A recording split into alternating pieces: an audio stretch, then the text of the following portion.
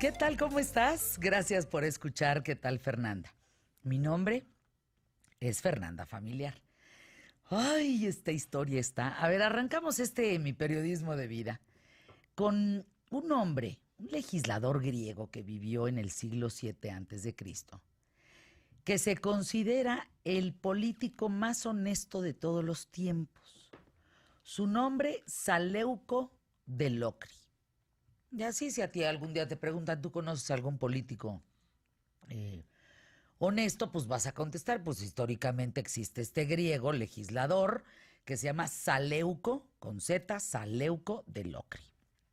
Resulta que la democracia nace en la antigua Grecia. Eran comunidades, era en las polis, ¿no? Que eran comunidades con leyes e instituciones propias en donde los ciudadanos participaban activamente. En aquella época, el respeto a las leyes era fundamental para lograr estabilidad social.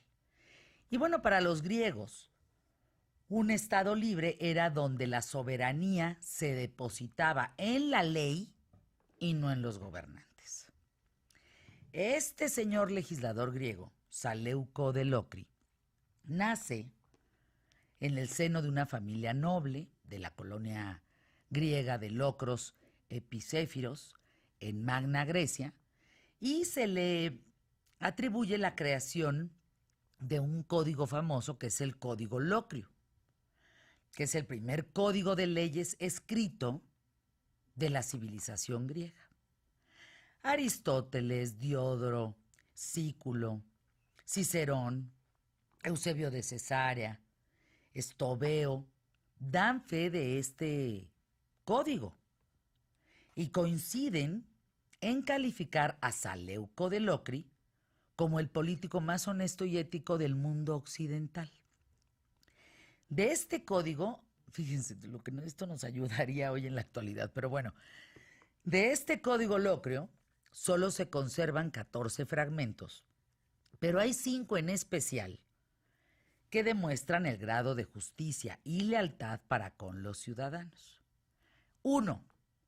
Condénese a muerte al enfermo que hubiese bebido vino contra la prohibición del médico. 2. Prohíbase emprender juicio entre dos partes si antes no se ha intentado la reconciliación. 3. Impídase la venta de comestibles por otros que no sean sus productores. No, bueno, imagínense cuántos estarían hoy ya muertos. Condénese a muerte al ladrón. Y 5. El que proponga, a la Asamblea una reforma o sustitución de una ley vigente, ¿qué creen? Debe llevar una soga al cuello preparada para ahorcarle si la propuesta no se aprueba. Podrán parecer exageradas, evidentemente, en nuestros tiempos, por los derechos humanos, ¿no? Claro está.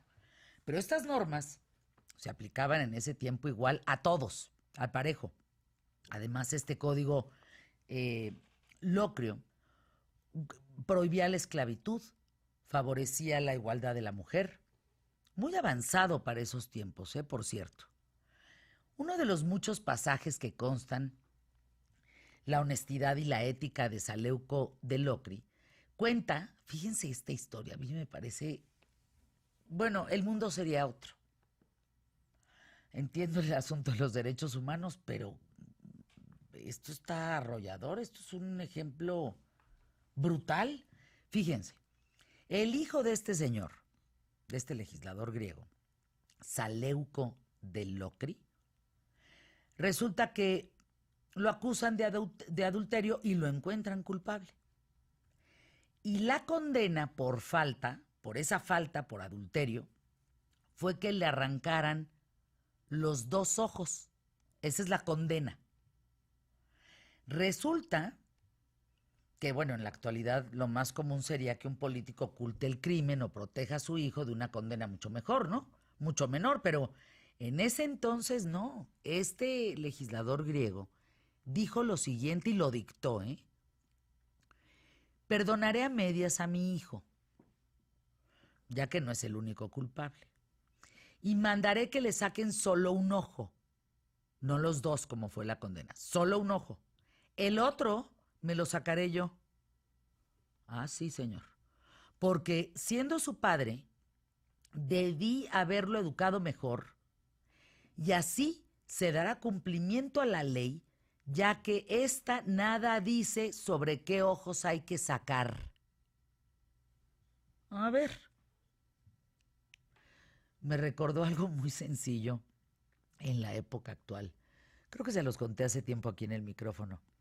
Se escaparon varios reos de un penal en el norte del país, o Ciudad Obregón, no me acuerdo el dato exacto de dónde. Todos, porque así es, bueno, en la mayoría, regresaron a casa de sus mamás, porque las mamás siempre te protegen. Y ellos dijeron, mi mamacita linda me va a ayudar. De todos, solamente uno, acuérdense que se los conté, la mamá lo agarró de la oreja y le dijo que, ¿qué? ¿Venir aquí a que yo sea tu cómplice? No, fíjate que no. Yo te voy a regresar a la cárcel, y fue el único que regresó. No seres una buena medida, qué derechos humanos, ni qué 8 cuartos. Pues tú tú tienes un crimen, ¿no? Tú tienes una condena. Pues cúmplela. Pues como que ya me escapé. Claro. Pues es que desde ahí empieza la ética, desde la casa, ¿no? Pues claro. Por increíble que parezca, si existe un ejemplo de la relación entre política y honestidad en una persona como Saleuco de Locri, a pesar de que actualmente la sola idea nos suena como algo raro, como les digo, en contra de los derechos humanos. Resulta que hay un financiero filántropo estadounidense que habló de este tema, fíjense. Él se llama Bernard Baruch. Él fue asesor político de Roosevelt y alguna vez dijo sobre este tema: vota por el candidato que prometa menos, porque va a ser el que menos te va a decepcionar. Los aspirantes a un cargo político los bombardean con propaganda, discursos demagógicos, prometiendo, bueno, que van a cambiar todo lo negativo para dar una estabilidad económica, salud, educación, seguridad, entre muchas cosas. Y bueno, los ciudadanos de la historia, nosotros actualmente, hace 6 años, antes, hace 70, así ha sido, decepcionados de las promesas incumplidas, resulta que esto no es otra cosa que una estafa contra la confianza y el voto otorgado a esos políticos que, una vez en el poder, buscan su propio beneficio, dan cabida a sus propios intereses y se olvidan profunda y completamente de todas las promesas para quien dio su voto. Así que la honestidad, por esto que les estoy platicando, por esto del legislador griego, a diferencia de lo que dice Bernard Baruch, es que la honestidad se encuentra muy lejos de la política actual, sobre todo en las democracias, en las que se supone que todos decidimos, pero también hemos sido traicionados por aquellos a los que finalmente, democracia o no, o dictadura, pues al cabo entregamos el poder para gobernar y nos acaban dando una cachetada con guante oscuro. Y ponemos la otra mejilla, por cierto, ¿eh? El político deshonesto también suele faltar a la ética, porque al conocer lo que está bien y lo que está mal, pues la decisión de cometer acciones que van en contra de lo correcto ejemplifican esa falta de ética. El político deshonesto miente, ¿no? Con esta certeza de que sus promesas no serán cumplidas, mintiendo sin problema con tal de conseguir votos y la simpatía de la gente. Hay un estudio en Latinoamérica bien interesante que se llama Tendencias de Honestidad en América Latina. Se le realizó un estudio a 225,000 personas en Bolivia, Colombia, Costa Rica, Ecuador, El Salvador, Guatemala, Perú, México y República Dominicana. México, no, es que esto no, es increíble. Es el país de América Latina más respetuoso de las leyes y reglamentos. Pues a pesar de la percepción de corrupción, la gente busca que el orden legal se aplique. Increíblemente, el 50% de estos encuestados también aseguró que hay lugares en donde es imposible arreglar lo que sea sin soborno. Y el 48% afirmó que está dispuesto a dar dinero a un policía a cambio de que le perdonen una multa. Los estándares de honestidad y ética, no solo en nuestros gobernantes, en nosotros mismos.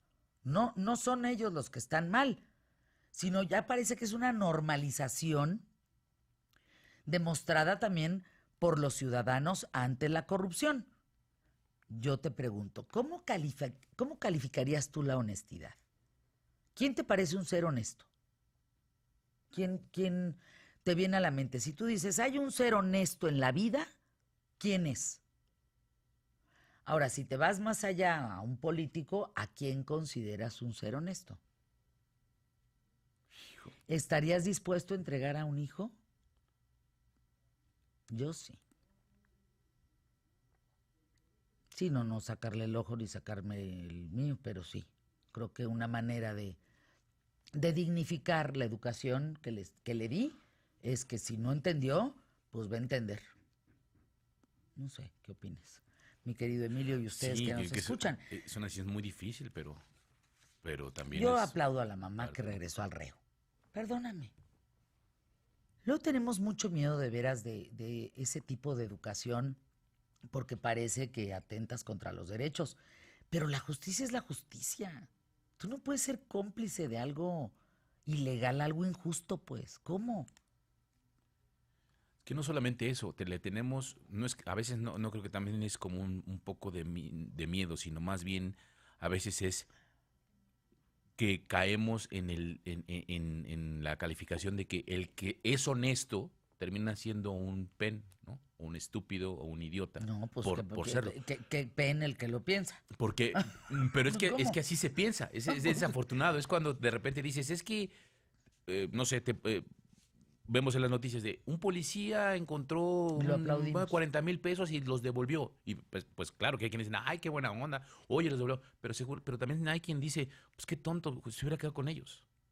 Entonces, esa actitud es la que de repente... ¿De dónde podemos prolifera. sacar? Sí, Y eso es una muy cosa lamentable. cultural, entonces. Ayer yo platicaba con una persona sobre el asunto de la honestidad, justamente sobre este rollo, y sobre cómo hay fugas dentro de las empresas, en la empresa en la que trabajan, precisamente por esta deshonestidad. Porque al cabo dicen, ay, pues no pasa nada, ay, pues es un güey, el director ni cuenta se da, ay, el dueño ni nos pela, y se empiezan a robar las cosas. Y yo les decía el ejemplo, por ejemplo, de ahí de la Fonda del Factor, de que cuando empezó todo este cambio de administración para Es un poder hacer, restaurante. las cocineras se robaban los pedazos de carne y se los envolvían en el estómago para llevárselos las tiras de carne. Porque no pasaba nada. Hay una cantidad de historias. Recuérdenme más adelante. Esta es una historia que él contaría públicamente. Cuando le vendieron a don Olegario el Hospital Ángeles. ¿Por qué se lo vendieron? Rápidamente. El que se lo vende le dice básicamente por 3 cosas. La primera, porque no entiendo por qué los lunes la gente no viene a trabajar. ¿Por qué tengo baja de doctores, de enfermeras, de todo? No viene la gente a trabajar. Segundo, porque se roban los medicamentos, se roban todo.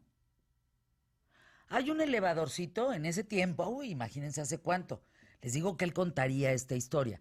Hay un elevador que sube y baja los medicamentos y las gasas y del piso 4 al 1 ya no llega nada.